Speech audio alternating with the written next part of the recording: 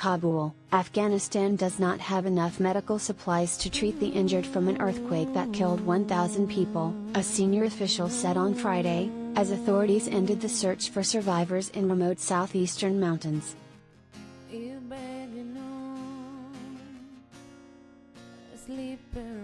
About 2,000 people were injured and 10,000 houses were partially or completely destroyed in the early Wednesday earthquake, Mohammad Nassim Haqqani, a spokesperson for the disaster ministry, told Reuters.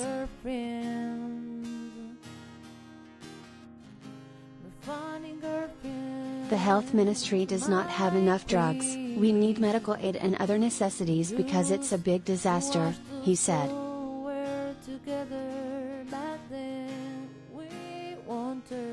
The 6.1 magnitude earthquake struck about 100 miles southeast of Kabul near the Pakistani border, in a region of arid mountains dotted with small settlements that has been often contested over Afghanistan's decades of war.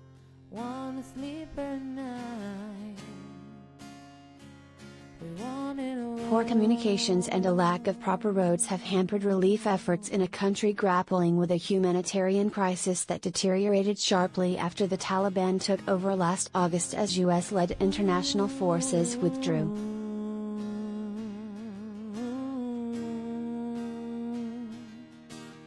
The disaster is a major test for the hardline Islamists, who have been largely isolated, shunned by many because of worries about human rights, and cut off from much direct international assistance because of sanctions.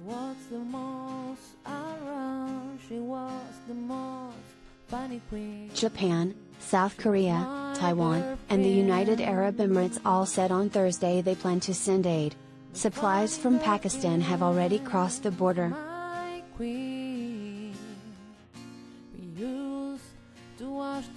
India, which has a strained relationship with the Taliban, said it had sent 27 tons of supplies on 2 flights to be handed over to international aid agencies.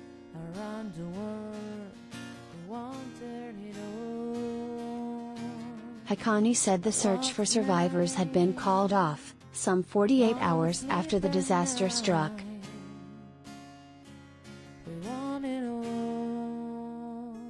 The search operation has finished, he said.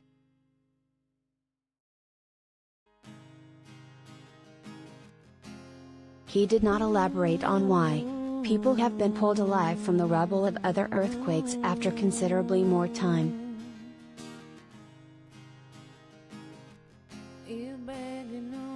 Large parts of South Asia are seismically active because a tectonic plate known as the Indian Plate is pushing north into the Eurasian Plate.